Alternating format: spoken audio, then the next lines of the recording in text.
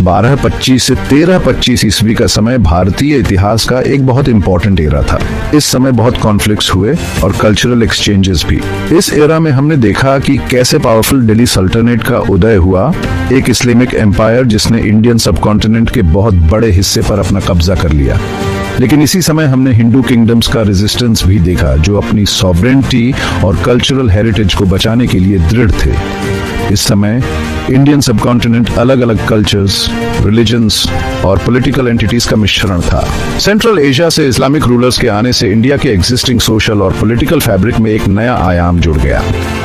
इन दो अलग अलग कल्चर्स के मिलने से कॉन्फ्लिक्ट और असिमिलेशन दोनों हुए, जिसने आने वाली सदियों तक इंडियन हिस्ट्री को शेप किया।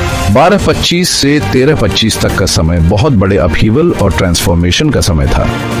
ये वॉर और कॉन्क्वेस्ट का समय था, लेकिन साथ ही कल्चरल एक्सचेंज और सिंथेसिस का भी। 1206 में कुतुब-उद-दीन ऐबक द्वारा स्थापित दिल्ली सल्तनत एम्बिशियस रूलर्स के नेतृत्व में तेजी से फैला। सल्तनत के एक्सपेंशन की वजह से उसका वेरियस हिंदू किंगडम्स से कॉन्फ्लिक्ट हुआ, जो अपनी इंडिपेंडेंस की रक्षा के लिए पूरी ताकत से लड़े। इस एरा में कॉन्फ्लिक्ट के दोनों साइड्स आइकॉनिक फिगर्स का उदय हुआ। सुल्तानेट से इल्तुतमिश, राजिया सुल्तान, बालबान, अलाउद्दीन खिलजी और मुहम्मद बिन तुगलक जैसे रूलर्स ने इंडिया के पॉलिटिकल लैंडस्केप पर अपनी एक अलग पहचान छोड़ी। उनके रेंज में मिलिट्री कैंपेन्स, एडमिनिस्ट्रेटिव रिफॉर्म्स और सल्तनत के रूल को कंसोलिडेट करने के अटेम्प्ट्स हुए। 13वीं शताब्दी की शुरुआत में स्थापित दिल्ली सल्तनत इंडियन सबकॉन्टिनेंट में एक फॉर्मिडेबल फोर्स के रूप में उभरा। इसका उदय मिलिट्री कॉन्क्वेस्ट्स और स्ट्रेटेजिक अलायंसेस के कारण हुआ। तुर्किक और अफगान मूल के सुल्तान्स अपने साथ अपनी मिलिट्री प्रोवेस और एडमिनिस्ट्रेटिव एक्यूमेन लेकर आए, जिससे वे एक स्ट्रॉन्ग सेंट्रलाइज्ड रूल स्थापित करने में सफल हुए। सल्तनत के अर्ली एक्सपेंशन में की फिगर्स में से एक इल्तुतमिश था, जो 1211 में गद्दी पर बैठा। उसने नॉर्दर्न इंडिया पर सल्तनत की पकड़ मजबूत की और एडमिनिस्ट्रेटिव रिफॉर्म्स इंट्रोड्यूस कराए, जिससे एम्पायर की नींव मजबूत हुई।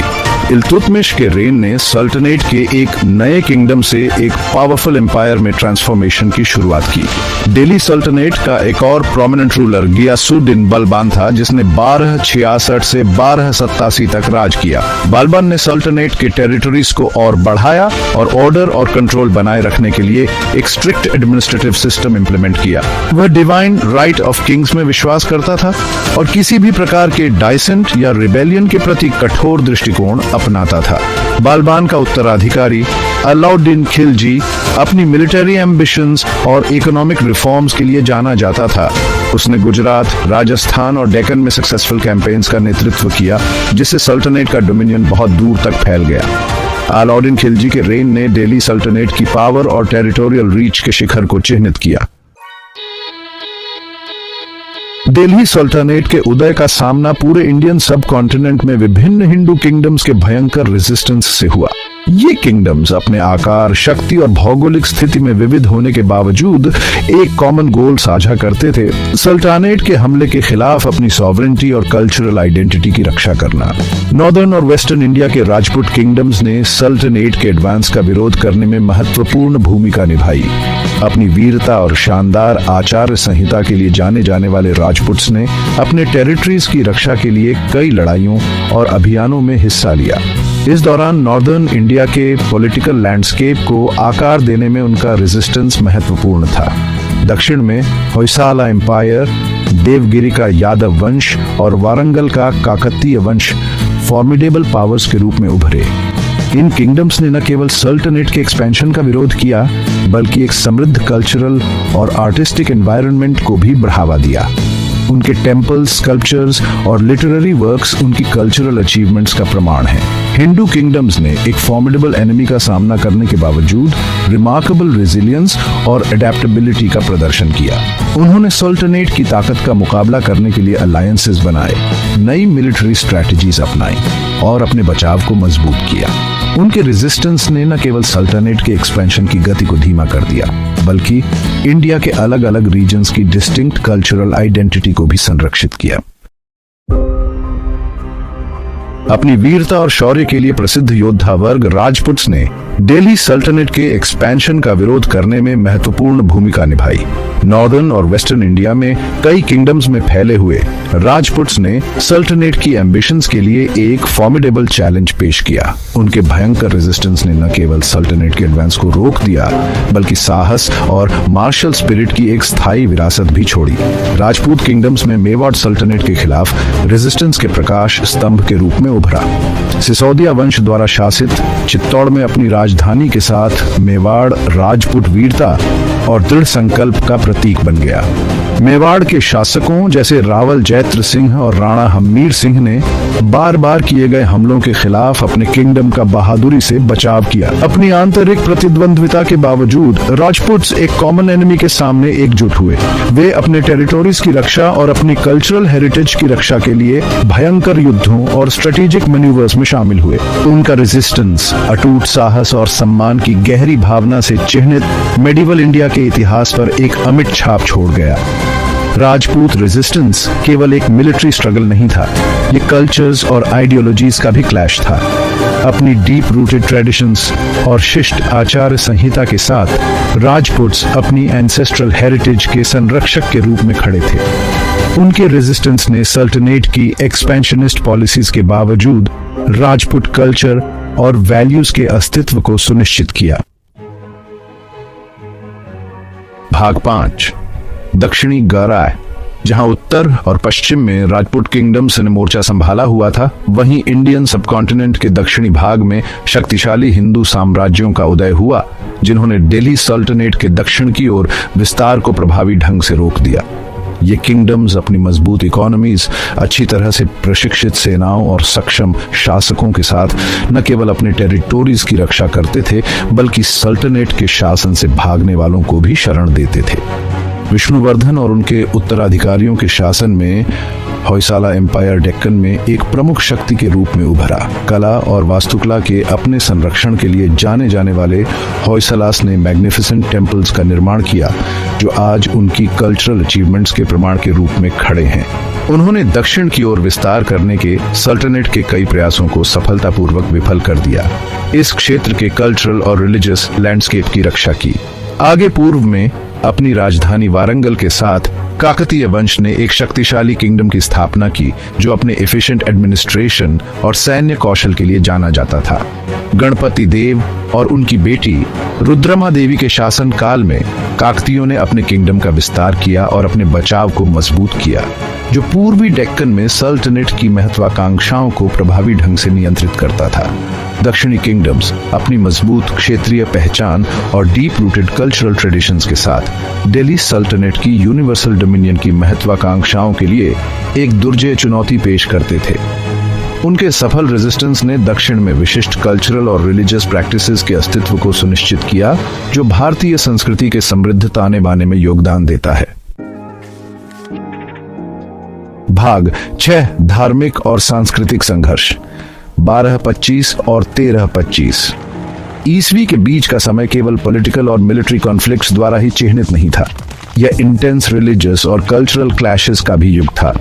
दिल्ली सल्तनत की सेनाओं द्वारा लाया गया इंडिया में इस्लाम के आगमन ने एक नया फेथ और जीवन जीने का एक अलग तरीका पेश किया, जिससे कॉन्फ्लिक्ट और सिंक्रेटिज्म दोनों हुए। सल्तनत ने अपने शुरुआती वर्षों में आइकोनोक्लाज्म की पॉलिसी का पालन किया, जिसमें कुछ शासकों ने शक्ति प्रदर्शन और एग्जिस्टिंग रिलीजियस सिंबल्स को मिटाने के प्रयास के रूप में टेम्पल्स और आइडल्स को नष्ट कर दिया। इससे स्वाभाविक रूप से हिंदू आबादी में आक्रोश और रेजिस्टेंस पैदा हुआ, जिन्होंने अपने पूजा स्थलों और सांस्कृतिक विरासत की जमकर रक्षा की। हालांकि ये ध्यान रखना महत्वपूर्ण है कि इस अवधि के दौरान कल्चरल इंटरैक्शन हमेशा विरोधी नहीं था। सूफी संतों ने प्रेम और सहिष्णुता के अपने संदेश के साथ हिंदुओं और मुसलमानों दोनों के बीच ग्रहणशील ऑडियंसेस पाई, दोनों समुदायों के बीच की खाई को पाट दिया। इसी तरह हिंदू शासकों और मुस्लिम सुल्तानों दोनों द्वारा कला, संगीत और साहित्य के शेयर्ड पैट्रनेज से एक अनोखा कल्चरल फ्यूजन हुआ। भक्ति आंदोलन, जिसने इस अवधि के दौरान गति प्राप्त की, ने ईश्वर के प्रति व्यक्तिगत भक्ति पर जोर दिया और जाति और कर्मकांडों की रिजिडिटीज को पार कर लिया। प्रेम और भक्ति पर जोर देने के साथ इस आंदोलन ने धार्मिक सीमाओं के पार लोगों के साथ प्रतिध्वनित किया, जिससे एकता और साझा आध्यात्मिकता की भावना को बढ़ावा मिला। भाग 7, मंगोल आक्रमणों का प्रभाव। जहां एक ओर दिल्ली सल्तनत इंडिया के भीतर हिंदू किंगडम्स का विरोध करने से जूझ रहा था, वहीं उत्तर पश्चिम से एक नया खतरा उभरा, मंगोल। चंगेज खान और उनके उत्तराधिकारियों के नेतृत्व में मंगोल साम्राज्य पूरे एशिया में फैल गया था, जिससे विनाश और विजय का सिलसिला पीछे छूट गया था। 13वीं शताब्दी के दौरान इंडिया में उनकी घुसपैठ का सबकॉन्टिनेंट के पॉलिटिकल लैंडस्केप पर महत्वपूर्ण प्रभाव पड़ा। मंगोल अपने घुड़सवारी कौशल, सैन्य रणनीति और युद्ध में क्रूरता के लिए जाने जाते थे, ने दिल्ली सल्तनत के लिए एक गंभीर चुनौती पेश की। खुद चंगेज खान के नेतृत्व में 1221 में मंगोलों ने दिल्ली सल्तनत पर हमला किया, जिससे सुल्तान को अपने फोर्टिफिकेशंस में शरण लेने के लिए मजबूर होना पड़ा। मंगोल आक्रमणों ने हालांकि अंततः इंडिया के भीतर टेरिटरी को जीतने और धारण करने में असफल रहे, लेकिन दिल्ली सल्तनत पर एक स्थायी प्रभाव डाला। उत्तर पश्चिम से लगातार खतरे ने सुल्तानों को बड़ी सेनाओं को बनाए रखने और अपनी पश्चिमी सीमाओं को मजबूत करने के लिए मजबूर किया, जिससे उनके रिसोर्सेज खत्म हो गए और उनका ध्यान इंडिया के भीतर फर्दर एक्सपेंशन से हट गया।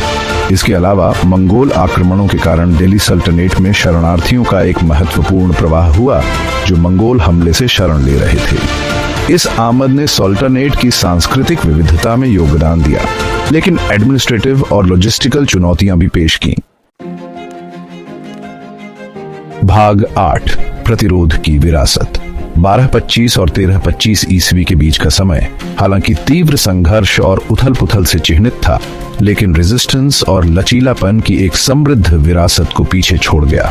हिंदू साम्राज्यों ने दिल्ली सल्तनत की ताकत का सामना करने के बावजूद अपनी संप्रभुता की रक्षा करने, अपनी सांस्कृतिक विरासत की रक्षा करने और अपने जीवन के तरीके को बनाए रखने के लिए बहादुरी से संघर्ष किया।